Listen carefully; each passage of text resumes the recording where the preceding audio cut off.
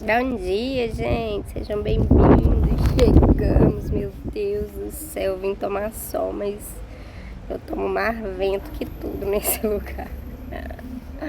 Mas diazão bonito, não podia deixar de vir, né?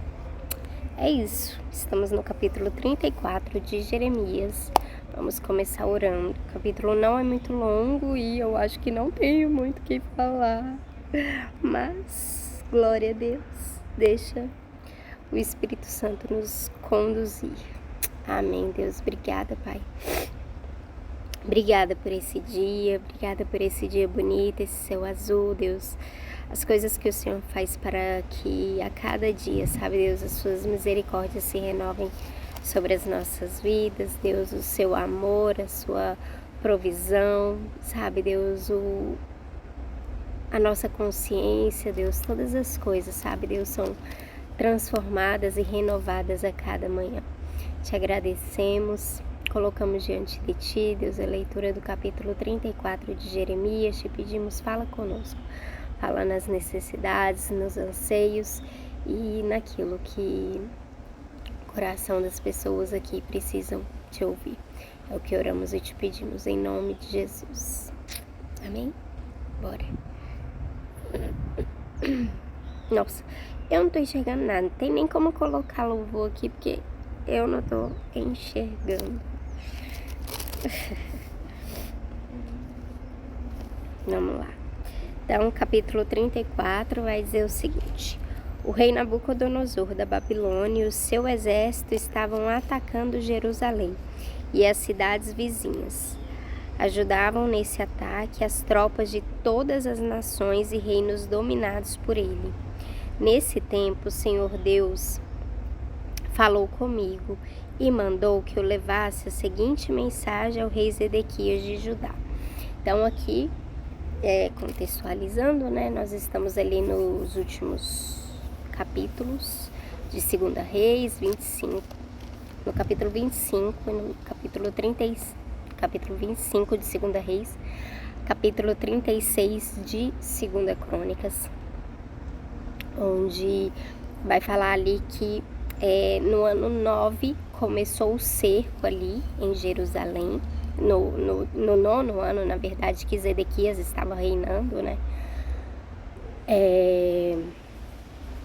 E durou até o ano 11, até o 11º ano do seu reinado. E então eles cercaram, e aí a Jerusalém, né, resistindo ali, fecharam todas as brechas, fecharam tudo, todos os portões, mas aí a fome foi ficando intensa, né, tudo, eles precisavam de tudo, era aquele canal de importação, é que nem hoje a gente tá aí orando a Deus, pedindo para que o Irã, né, não faça aquela retaliação ali naquele porto que passa o petróleo, tanto expressivo, né, de petróleo ali, porque isso causaria muitos danos, muitas coisas, assim, né, para muita coisa a gente precisa de petróleo. E isso forçaria um acordo até mesmo entre os Estados Unidos. Enfim, segundo o que eu ouço falar, né? Que eu não sou estudante disso.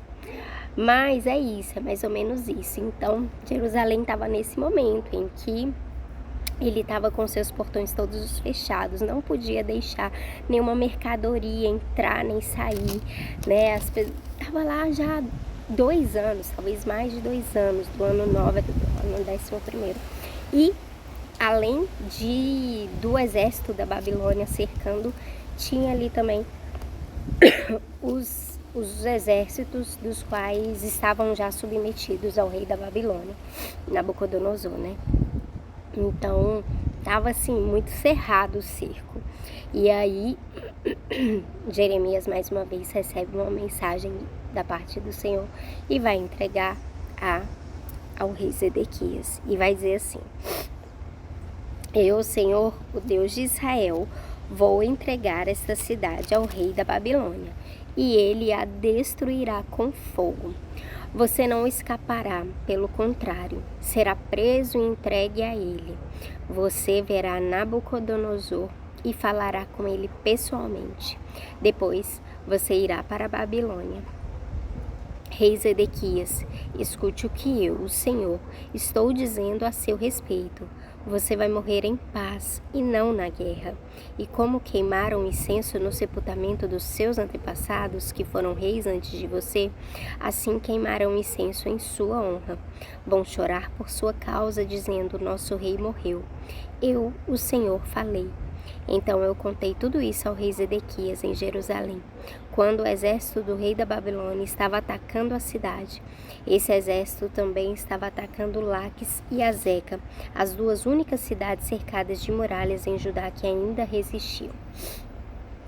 Então, nenhum capítulo, lá de 2 Reis, de 2 Crônicas vai falar a respeito disso,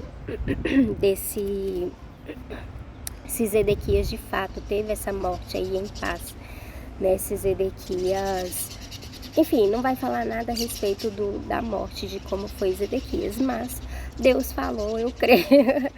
Então, em meio a toda essa guerra, em meio a toda essa confusão, em meio a toda essa opressão, em meio a ele ficar de cara a cara ali, de ver todo o seu povo sendo levado, exilado, sendo levado, exilado para a Babilônia, e todos os tesouros, ainda assim o Senhor falou que ele, teria uma morte digna. Então, nós cremos na palavra. Gente, bom dia, amiga. Seja bem-vinda, Priscilinha. Bom, então, continuando no versículo 8, vai dizer assim: o Senhor Deus falou de novo comigo depois que Zedequias fez um acordo com os moradores de Jerusalém para darem liberdade aos seus escravos. Cada um devia pôr em liberdade os seus escravos hebreus, tanto homens como mulheres, para que assim nenhum hebreu tivesse como escravo uma pessoa da sua raça. E todo o povo e as autoridades concordaram em libertar os seus escravos, prometendo nunca mais escravizá-los. Eles libertaram os escravos, mas depois mudaram de ideia e os fizeram voltar e os obrigaram a se tornarem escravos de novo. Então o Senhor, o Deus de Israel, me mandou dizer ao povo: quando tirei do Egito os antepassados de vocês e os livrei da escravidão, fiz uma aliança com eles. Eu disse que de 7 em 7 anos deviam libertar qualquer patrício hebreu que eles tivessem comprado e que tivesse sido escravo deles durante 6 anos. Nossa, que legal.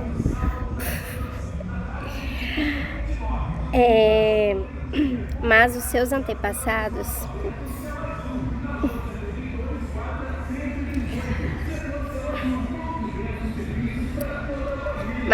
antepassados não me deram atenção, nem me obedeceram. Porém,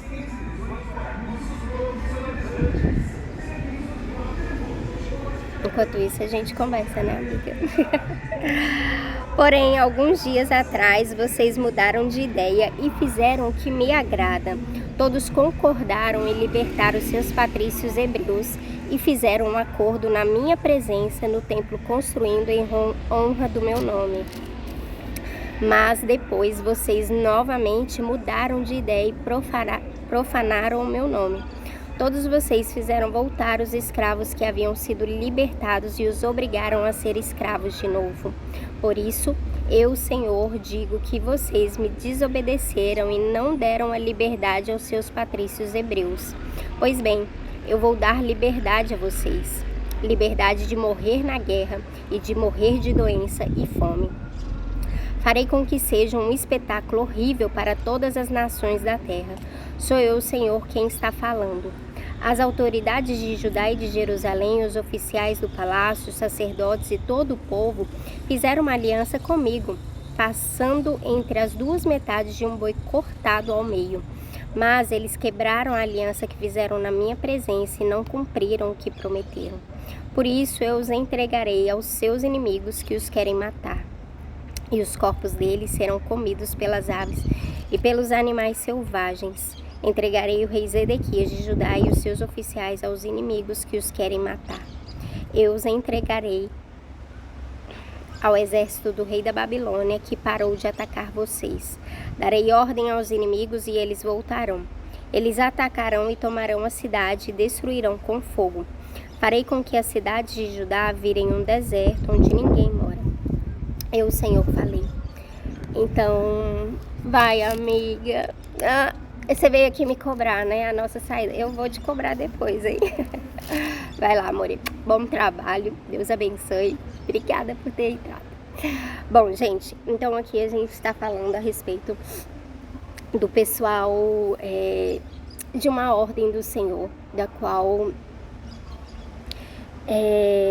eles precisariam, né? Aqueles, como a gente vê lá em Levítico, Números, alguns capítulos que vai falar ali sobre alguns irmãos deles, israelitas, que precisariam se vender como escravos, né? Às vezes não tinha como pagar uma dívida e isso, enfim, alguma calamidade acontecia com eles e eles precisariam se entregar como empregados, servos das pessoas do mesmo, né, de proximidade. Por exemplo, eu não sei se eu devo contar uma história. Deixa eu continuar aqui com os israelitas. Mas então é isso, sabe? Então, eles precisariam se entregar. E Deus fala, beleza, vocês podem ter essas pessoas como servos de vocês. Mas depois de 6 anos, quando chegasse ali o ano do jubileu, que era o 7º ano, eles precisariam libertar essas pessoas. Sem pagar nada, sem eles pagarem pelas suas liberdades, né? Qualquer outro, eles poderiam, né, cobrar, enfim, eles poderiam fazer seus servos os estrangeiros, né, pessoas que não fossem ali da mesma nação. Mas os israelitas, havia esse compromisso, essa promessa feita com Deus. Então a gente encontra isso em Êxodo 21 e Deuteronômio 15. Vai falar um pouquinho sobre essa questão aí, tanto do jubileu quanto dessa questão de entrega dos israelitas para serem escravos. Quais eram os termos disso? Mas aqui Deus está falando que havia muito tempo que aquele povo estava com ele, que eles não libertavam. E aí, vendo o cerco ali acontecer, eles percebendo que estavam agindo mal, que estavam quebrando essa promessa, eles decidiram então libertar. Eles falaram, não, a gente precisa corrigir isso, então vamos liberar esse pessoal, vamos abrir mão, né? Vamos abrir mão ali desse conforto. Vamos fazer nossas coisas aqui, ou então vamos pegar depois outros escravos, comprar outros escravos. Só que aí eles viram que a vida era muito dura sem ser empregado. A vida era bem difícil, né? E, enfim, eles estavam acostumados com um certo conforto. E aí eles decidiram pegar de volta e o Senhor, né, escravizá-los novamente. Eu não sei o que esse povo fez, que esse povo não correu para longe.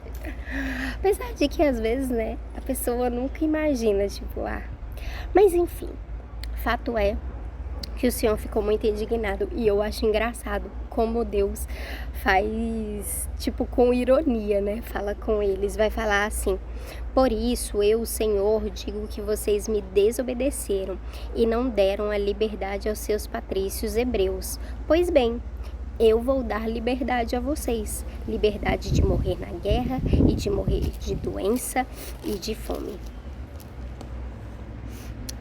Na guerra, de doença e de fome. Deus vira e faz uma gracinha com eles, vira e fala assim: vocês me desobedeceram? Querem a liberdade de vocês? Não querem ficar cercados, não? Quer voltar a viver? Vai voltar a viver na guerra, com mais guerra, com mais fome, com mais doença.